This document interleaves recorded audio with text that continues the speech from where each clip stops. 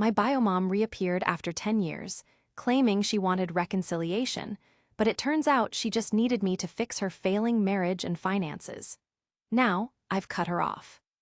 My mother recently got in touch with me, a 17-year-old girl, after we hadn't spoken for 10 years. When I was 7 years old, she placed me for adoption, and happily, I was able to locate a family that would adopt me. I will refer to my biological mother as Julia and my adoptive parents as Mom and Dad for the sake of clarity when I describe what transpired. At the age of 20, Julia gave birth to me with my biological father. I was the reason she had to leave college. They were married shortly after my biological father's graduation from school. He was diagnosed with leukemia when I was about 3 years old, and he died not long after my 7th birthday. Since my mother gave me away, and I moved in with my new family just one day after my dad's death, I suppose the process of relinquishing custody had already begun long before his death. Even though 10 years have gone by since then, I can still recall everything as clearly as if were yesterday. I was really angry and perplexed by what was happening. Many people assured me that I would be all right, that my father was in a better place, and so on, but all I wanted was to check on him. Even though he had been quite ill, he was always available when I wanted to visit him. But after Dad died, I was not even permitted to bid him farewell. When my new family arrived the day after my dad's death, I had hardly had time to register and process these things. According to my mother, these individuals would look after me for a few days, but those days quickly grew into weeks, months, and years. I continued to wait for my mom to get in touch with me. At first, I recall crying a lot about this because I felt like my mother and my family had deserted me. My biological grandparents visited me a few weeks after my parents took me in, and they have remained in contact with me ever since. I was too young to hear the truth at the time. However, they were no longer able to avoid my questions when I was about 14. Since I was well aware that I was adopted, I simply wanted to know what had occurred with my birth mother. I clearly recall getting along with my birth parents when I was younger, so I was just curious as to why all of this had occurred. Eventually, I learned the truth from my parents and grandparents. It seems that my mother was distraught to learn that my biological father had leukemia. However, she began an affair with my uncle rather than supporting him. Even while that was terrible in and of itself, no one was aware of it until 6 months before to my dad's passing. At that point, my uncle's health had begun to deteriorate significantly, and Julia knew she wanted to be with him as soon as my father was gone, so they decided there was no use in continuing to hide their romance. My uncle and Julia discussed it with their parents. Despite their clear revulsion at what was happening, my grandparents remained silent about it out of concern for my ailing father. They didn't want my father, who was already dealing with a lot, to learn about any of this, and I was too little to comprehend. My uncle and Julia also declared that they were not wanting to raise me and were thinking of placing me for adoption about the same time they told my grandparents about the affair.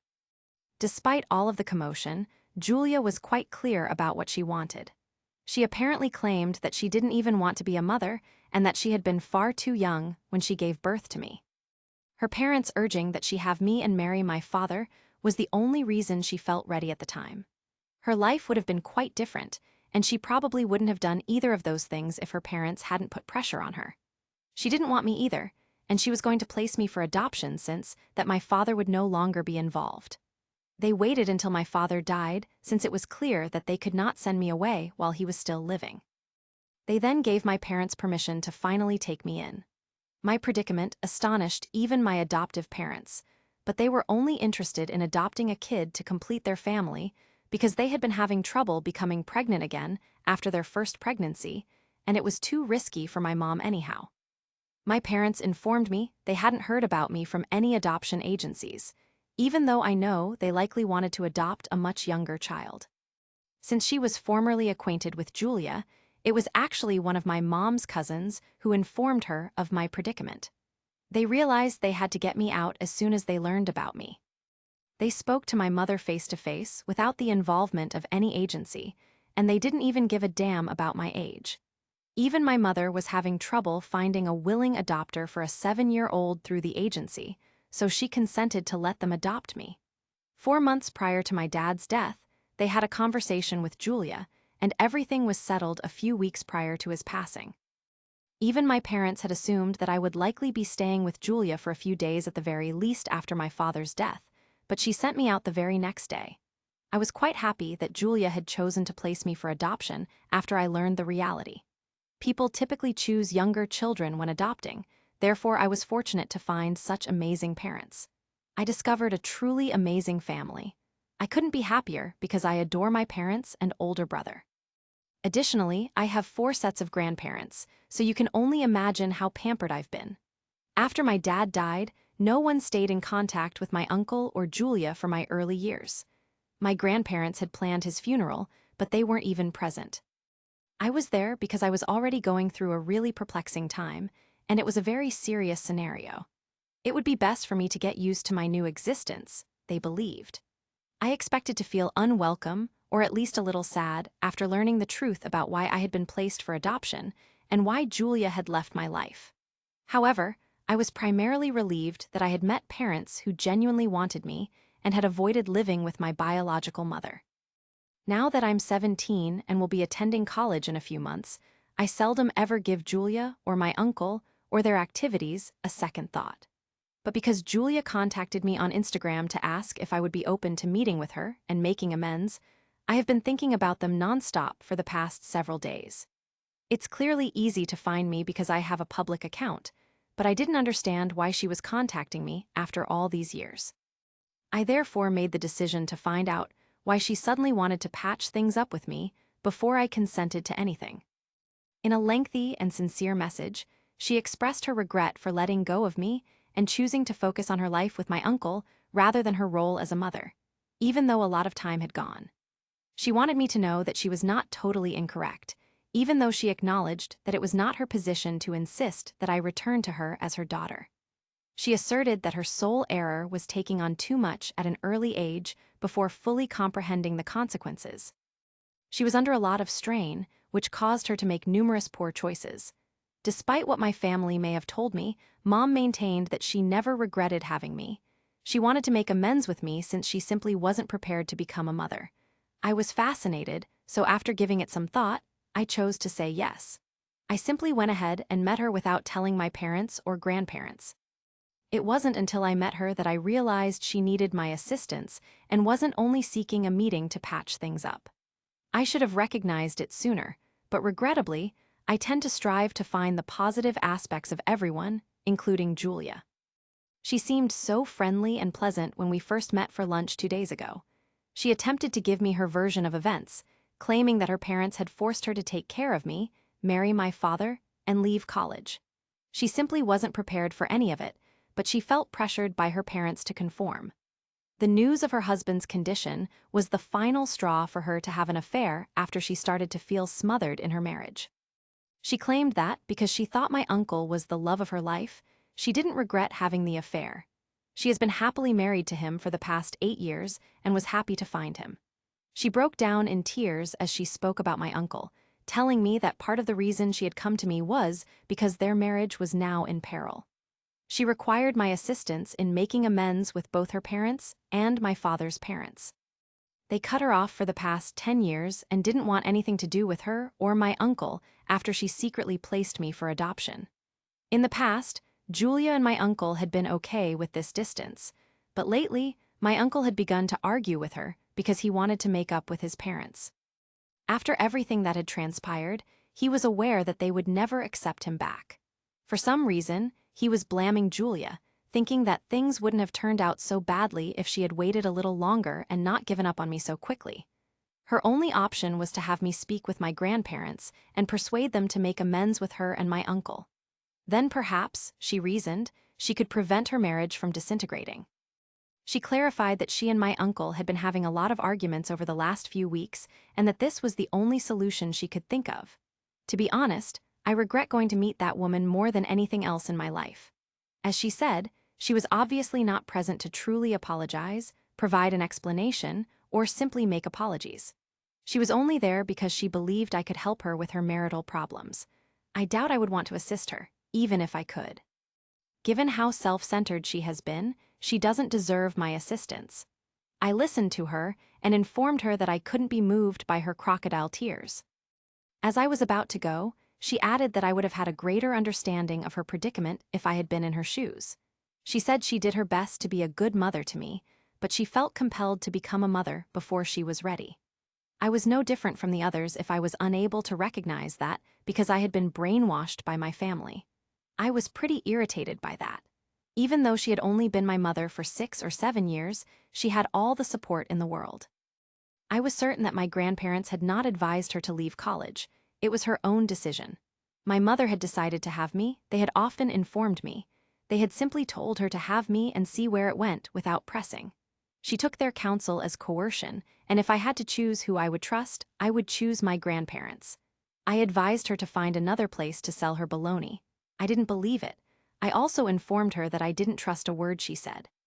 She cheapened her apologies by attempting to persuade me to restore her relationship without attempting to mend it herself, even though I had been prepared to offer her an opportunity to be truthful and make amends.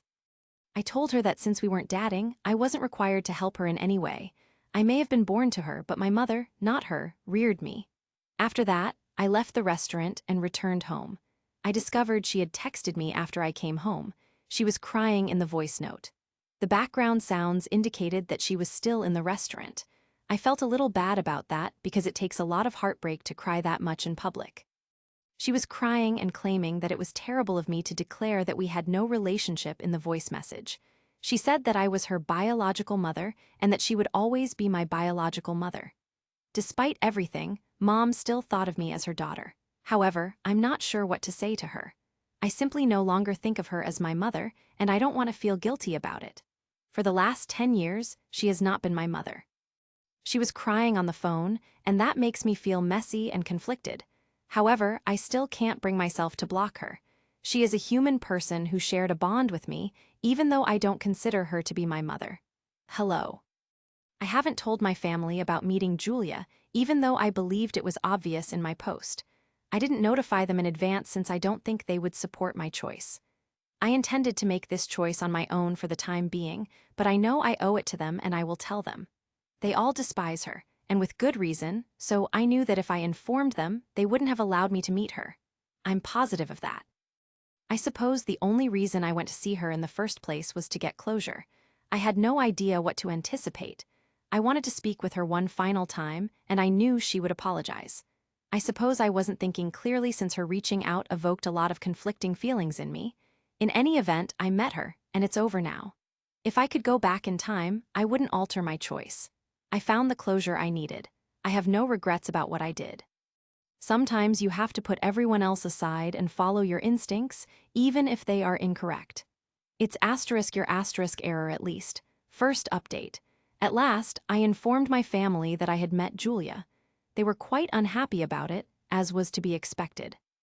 She started sending me texts and calls, requesting that I talk to her again and give her an opportunity to explain herself. I blocked her a few days ago after we met last week.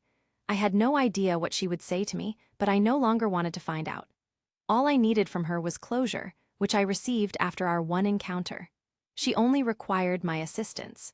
It's not like she really wanted to talk to me and put things right. After our altercation at the restaurant, I'm very certain that's the only reason she got in touch with me. I knew it was time to tell my family about our encounter, and I didn't want to talk to her again. I therefore sat down with my parents and all of my grandparents today and gave them an explanation of everything.